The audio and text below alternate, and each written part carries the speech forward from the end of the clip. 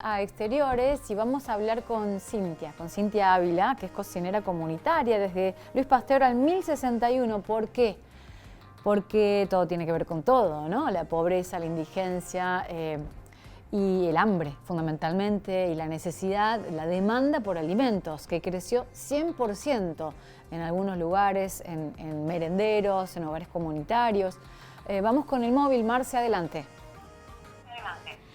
Muchísimas gracias, Pauli, con Cintia, con Mariela, con Cintia, Jessica y Rosana, con las 4 integrantes de Ollas Poderosas que hacen milagrería pura, convierten en milagro el barro, como decía una canción de Silvio, aquí en Luis Pasteur 1061, en pleno corazón de Alberdi, donde muchas de las veces, y lo solemos decir casi siempre, ¿no? Uno termina reproduciendo números, los números de pobreza, los números de necesidad, pero es importante y cobra vigor, cobra vida cuando uno le pone rostro, cuando uno le pone humanidad. Y ellas, vaya, si le ponen. Voy a arrancar hablando con Mariela y después con Cintia, Jessica y Rosana. Bueno, Mariela, esta experiencia de Ollas Poderosas nace aquí al frente, precisamente donde había una canchita por allá por el 2018. Bueno, contanos. Sí, empezó con un espacio que los chicos venían a jugar al fútbol al frente al campito acá. De ahí les dábamos merienda, les ayudábamos con el apoyo escolar. Después, en la pandemia, ya abrimos un comedor que los prestaban casas para hacer de comer, y hasta ahora la estamos piloteando con nosotros, entre todas, para que los chicos puedan tener para comer y las familias. Cintia, ¿cómo se trabaja en un contexto donde muchas de las veces el narcomenudeo es asolador, donde hay 3 o 4 casas y uno que está empujado casi a vender? ¿Cómo se trabaja con ese contexto? Buen día. Buen día. Bueno, para nosotras la realidad que estamos atravesando es muy difícil, porque no solamente...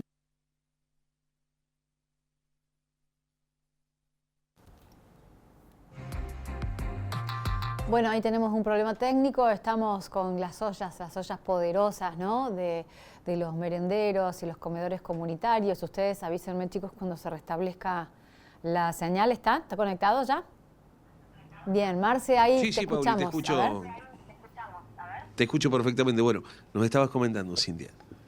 Sí, bueno, que ahora nosotras les compartíamos un poco que no solo estamos atravesadas por lo económico, sino también por todo lo cultural, lo social. Es una pobreza estructural, digamos, nuestros bisabuelos han sido pobres, abuelos, madres, nosotras, nuestros hijos posiblemente lo sean, lamentablemente. Entonces romper con ese círculo también se hace muy difícil. Y bueno, y un poco la experiencia de nuestro trabajo viene a mostrar la otra cara de los barrios populares, el lado de la organización, de la comunidad, el organizarse, por ejemplo, para que los niños accedan a un taller de fútbol, a un espacio de apoyo escolar, o algo básico como la comida, porque es un derecho humano la alimentación. También nosotras nos organizamos por el derecho a la recreación, hacemos jornadas de campamento con las infancias, por ejemplo, con las familias, pero actualmente se hace muy difícil porque todas las energías están puestas en la emergencia alimentaria. Nosotras, si bien estamos dentro de lo que es seguridad alimentaria, de promoción social, no alcanzan los insumos que llegan, entonces tenemos o que reacortar los menús, o achicar las porciones, o lamentablemente tenemos una lista de espera de aproximadamente 20 familias. Y es gravísimo decir que hay una lista de espera porque quiere decir que hay familias que están esperando por la comida. Y a su vez las 115, 120 familias que están dentro de nuestro espacio también están dentro de otros espacios alimentarios. Entonces las familias hoy en día hacen un vía crucis por todos los comedores, y te imaginarás cómo es la nutrición, no es escasa porque promoción social te baja para hacer guiso solamente, polenta, no hay otra posibilidad de acceder a frutas, a más verduras. Y las familias nos cuentan eso, por ahí vienen y se acercan y nos dicen que tienen un trabajo formal pero que no les alcanza. Entonces acuden a los comedores, y de la pandemia para acá ha variado la población. Antes teníamos muchas familias que estaban haciendo changas o desempleadas, y hoy no, tenemos muchas familias que a pesar de tener 1, 2, 3 trabajos, dependen de un comedor. Bueno, ¿y cómo es esa lógica? Porque estamos hablando casi de que se ha duplicado prácticamente la asistencia a merenderos. Nos decían recién fuera de micrófono, cerca de 110 familias son las que concurren.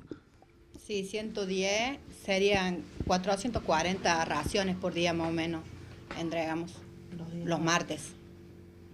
Los días martes solamente están funcionando. Los días martes es el día de comedor y por la tarde se da merienda. Martes y jueves es merienda. Y los días martes nada más que comedor al mediodía, porque no los alcanzan los insumos para dar otro día de comedor. ¿Está pasando esto también aquí de que muchas de las veces la merienda y los comedores populares terminan siendo la cena también? Sí, y eso lo dicen las mismas familias, y eso se ve mucho, por ejemplo, que vienen muy temprano. Por ejemplo, nosotros el martes abrimos la puerta a las 8 de la mañana y ya hay tupper o colgados en la reja o lo llevan a la casa de las vecinas que viven más cerca para asegurarse la comida. Y lo mismo pasa con el merendero. Entonces por ahí las compañeras hacen arroz con leche o algo más contundente como para tirar un poquito más. Porque la realidad es esa, sobre todo con lo que aumenta el pan, por ejemplo, se ve muchísimo que se acercan a pedir pan. Pan, leche son una de las cosas que más piden. Y sobre todo ahora creció mucho la población de jubiladas y jubilados también. Bueno, ¿cómo es esto? Sabido es y genera también muchísimo dolor e indignación también de parte del gobierno nacional de que prácticamente se pudrían en galpones tanto de Tafí como en el conurbano bonaerense el reparto de comida que no se hizo.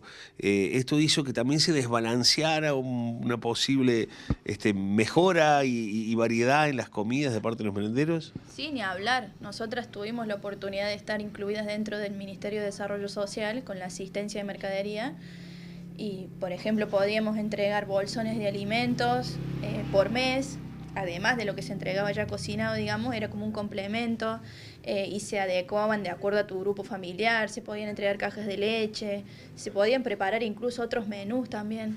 Y después, al recortarnos eso, digamos, estamos como condenadas al mate cocido, al bollito de pan, una torta frita, porque no tenemos nada. Imagínate, nosotras antes podíamos, mediante los distintos programas de asistencia alimentaria del gobierno nacional, accedíamos a frutas, verduras, lácteos, kit de higiene, podíamos entregar ensalada de fruta en verano, o hacer otro menú más fresco. Se entregaban hasta bolsones antes. Ahora no podemos entregar ni siquiera un bolsón a un jubilado, porque no tenemos los insumos, no tenemos nada para armar un bolsón decentemente. ¿Cómo fue la pandemia? Porque la pandemia también significó que tuvieran que alquilar acá, digamos, en una cuestión de localización, por decirlo de alguna manera.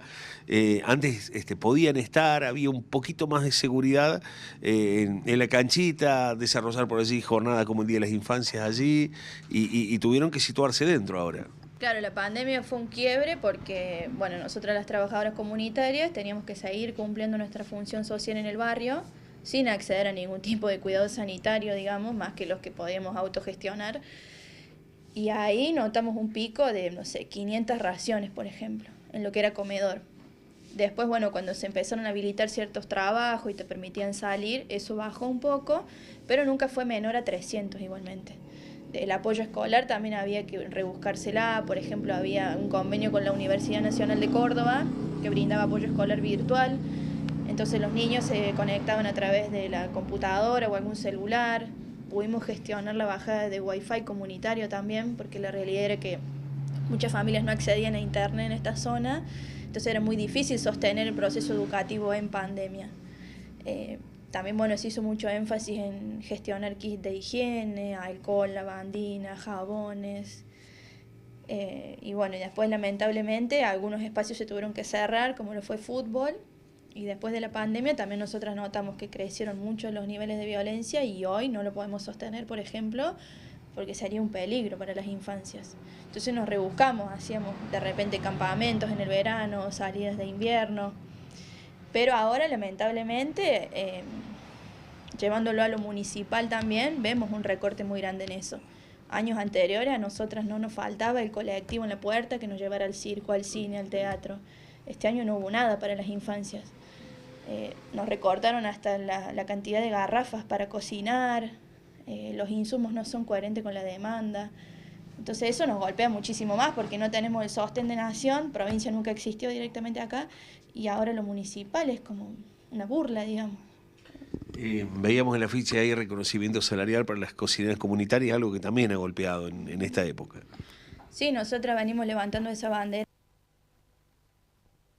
Trabajadoras de la triple jornada, está el trabajo doméstico y de cuidado, el trabajo que podemos hacer por fuera, digamos una changa, que en la mayoría de los casos es informal o muy precarizado, y la triple jornada se concreta con el trabajo comunitario, que es un 90 al 100% mujeres. Acá somos 12 mujeres, por ejemplo. Y sin un escala, o sea, no hay reconocimiento alguno ahora. Antes por lo menos algunas accedían a lo que era el potenciar trabajo, ahora ni siquiera eso, y acá particularmente en este espacio comunitario el 80% no tiene ni siquiera ese programa. Bueno, y a su vez juntar por el alquiler, en donde estamos en este momento. Sí. Que no es menor. No, es una batalla todo el tiempo, porque ahora viene el Día de las Infancias y está la colecta para garantizar el festejo, porque no vamos a resignar la alegría de los niños, digamos, ni aún con este presidente que tenemos. Después juntar para el alquiler, juntar para complementar algunos insumos, porque no sé, un ejemplo, condimentos no manda la municipalidad y se necesitan para cocinar. Harina no manda, levadura no manda, la grasa para fritar tampoco.